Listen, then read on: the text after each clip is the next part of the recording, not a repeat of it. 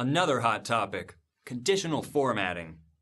Using conditional formatting, Excel will highlight data that meets conditions you specify, with formatting that you also specify.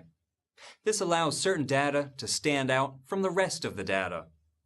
For example, if you're analyzing the budgets for various departments, you may want to highlight in red any departments that have exceeded their budgets. Rather than doing this manually, Excel 2016 allows you to automatically format particular data that meets defined criteria.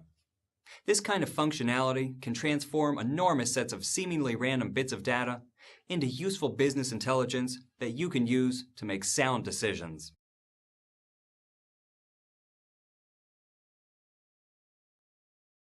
I was reviewing my sales data worksheet and thought of some ways I could further improve it. First, it'd be nice if I could highlight all sales figures greater than $250,000 for each quarter. Conditional formatting is an easy way to do this. I simply select my range, C5 to F27, navigate to Home, Styles, Conditional Formatting, and I'll specify the rules for highlighting cells greater than. I simply have to type in 250,000, choose my color in the drop-down menu, and select OK. Hey, that worked great! And how easy was that? I also think it'd be a good idea to highlight the bottom 25% of sales reps based on sales totals for the year.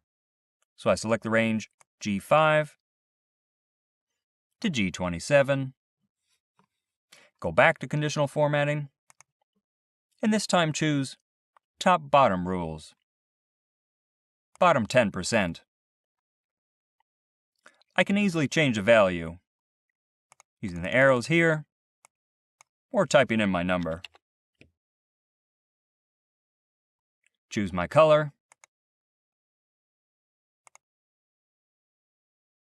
and note how Excel gives you a preview before you select OK. That looks good to me, and makes things much easier to analyze.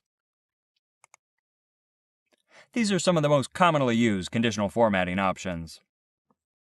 I should also highlight the highest 10% of sales reps based on average quarterly sales.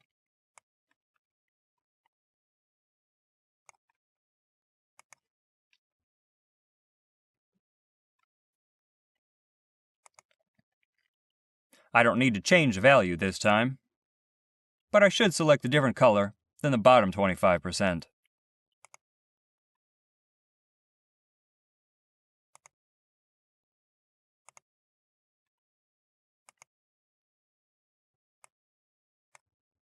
We can see that Excel has applied the conditional formatting and is making my worksheet much easier to analyze. My reps are pretty competitive, and I think it'd be helpful to visually compare each rep's commission earnings against each other. So let's also apply conditional formatting in the form of data bars, which appear in worksheet cells behind displayed values. The larger the value is in a particular cell, the longer the data bar will be.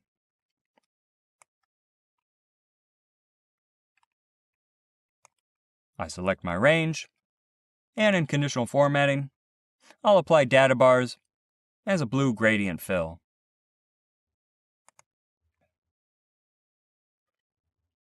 It's just that easy. And we're done. You've learned how to apply basic conditional formatting, which will help you transform seemingly random bits of data into useful organizational intelligence that you can use to make sound decisions.